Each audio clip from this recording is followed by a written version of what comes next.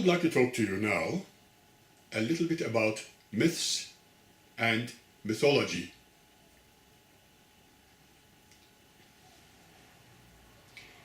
People around the world have always tried to understand their world, considering why certain things happen the way they do. In the past, for example, they have asked why the sun rises every morning and sets in the evening. What about lightning? How was the earth made? How and when did man start roaming the planet we know and love as Earth?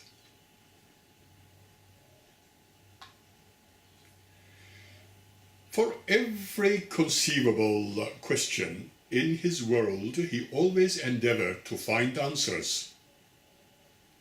Today, we have a scientific and logical understanding of events and things about our world and about ourselves.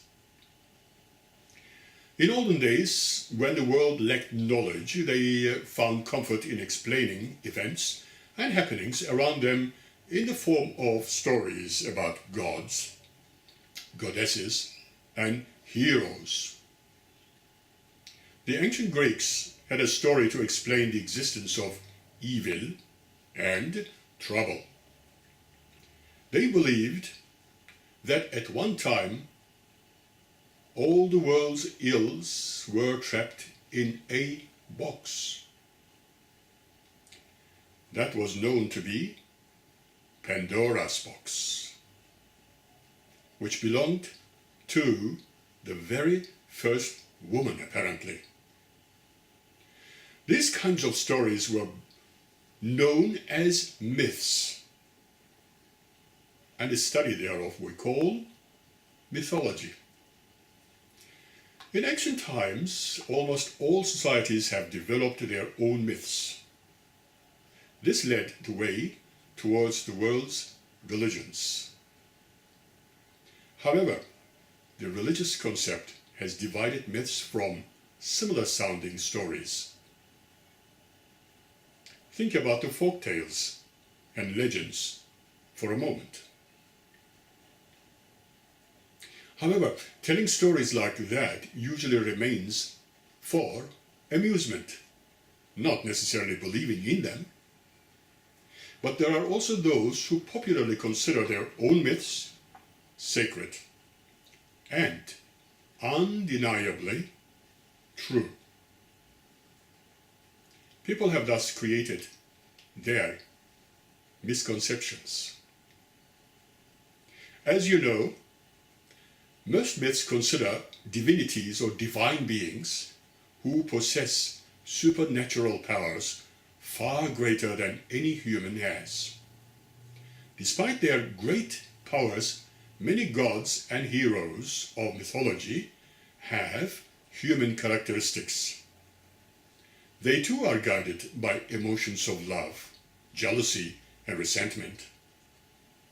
Many such mythological beings look like humans, and the human qualities of those gods reflect the people's ideals.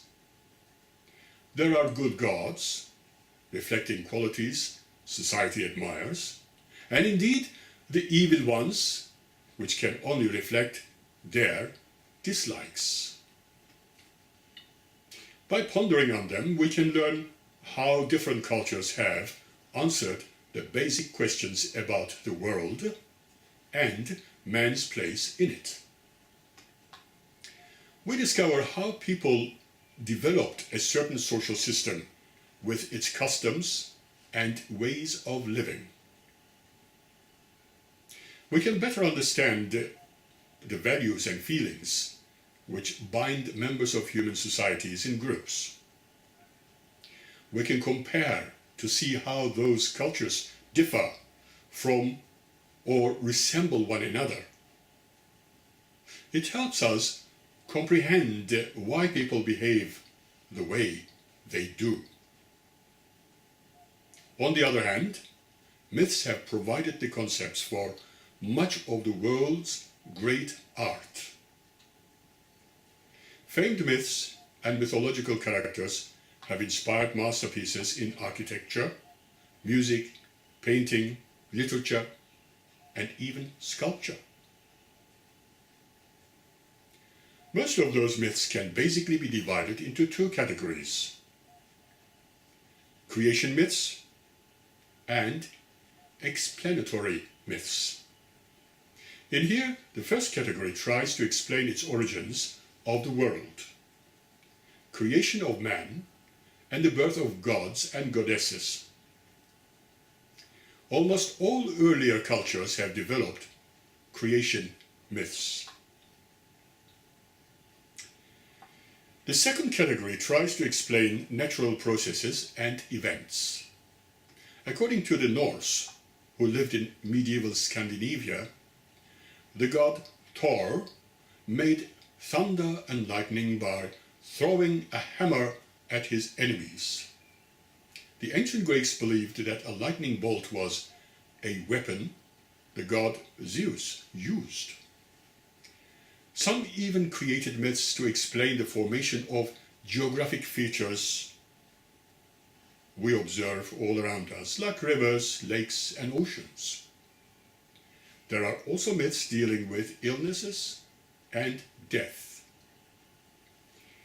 Ancient cultures, and even some present-day primitive societies, believed that when someone dies, it is because of some divine act by a mythical being.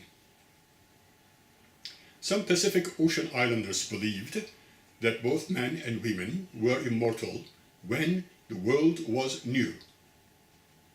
When the person started to age, he or she would swim into a certain lagoon to shed their skin.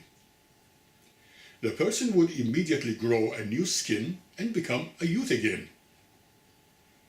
One day a mother returned from the lagoon with her new skin, but her new youthful looks frightened the child.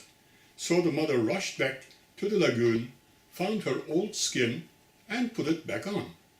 From this point onwards, apparently death could not be avoided. In some myths, there are gods and heroes who demand proper behavior. Ancient Greeks believed in moderation, and nothing needed to be done in excess. This ideal can be seen in the behavior patterns of Apollo, who was the god of purity, music, and poetry. Myths about the national heroes contain basic moral codes.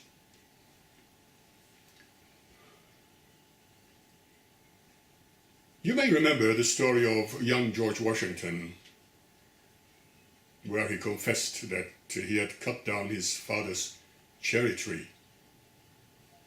It is certainly not true. Yet some like to believe that the story emphasizes the quality of honesty.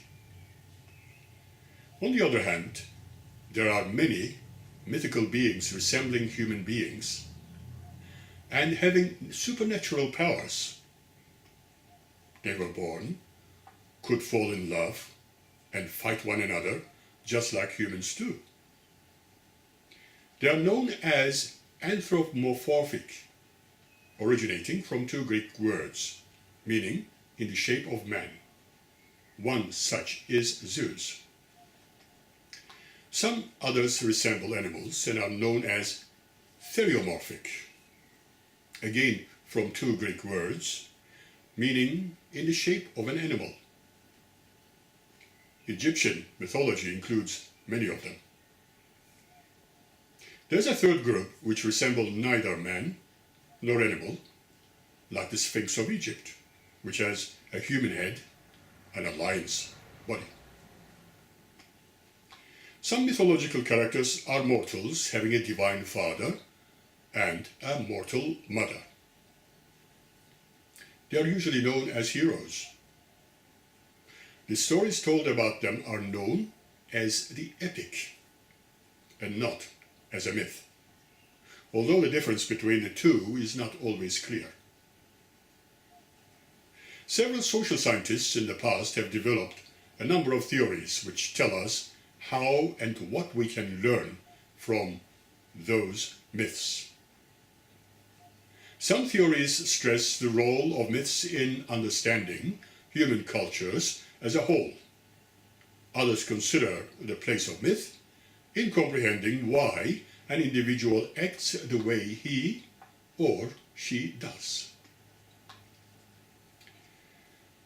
During the late 1800s and early 1900s, Émile Durkheim, a French sociologist, developed some interesting theories on what he felt the real meaning of myths was.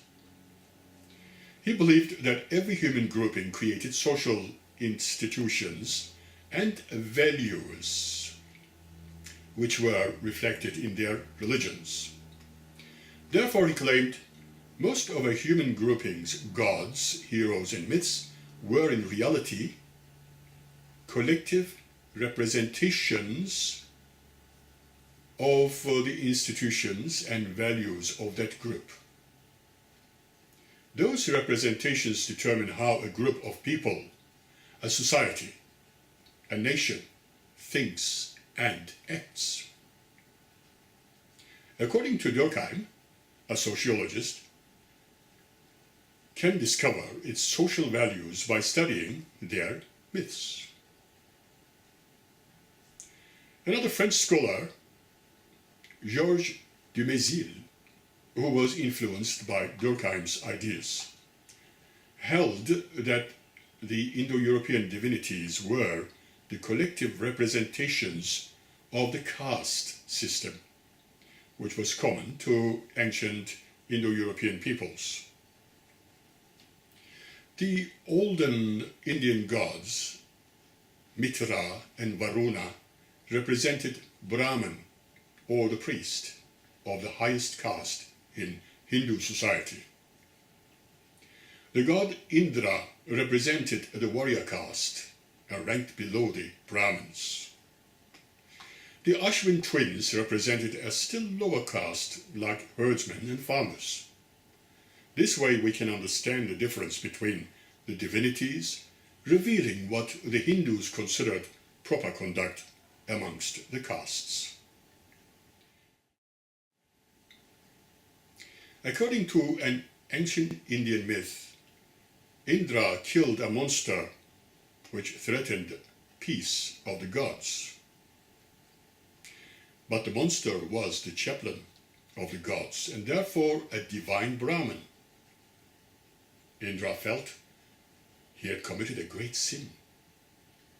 This myth illustrates that the olden Indian belief forbids any caste member from causing harm to the member of a higher caste. During the early 1900s, the Swiss psychoanalyst Carl Jung developed a controversial theory about how myths reflect the attitudes and behavior of individuals. He suggested that everyone had a personal and a collective unconscious. An individual's unconscious is formed by his or her experiences in the world as filtered through the senses. An individual's collective unconscious is inherited and shared by all members of his or her race. Jung believed that the collective unconscious is organized into basic patterns and symbols which he named as archetypes. And myths represent one kind of archetype. There are other types which include fairy tales, folk sagas, and works of art. Jung believed that all myths have certain features in common. They include characters like gods and heroes and themes like love and revenge. They also include places like abode of the gods or the underworld. and plots like a battle between generations for control of the throne.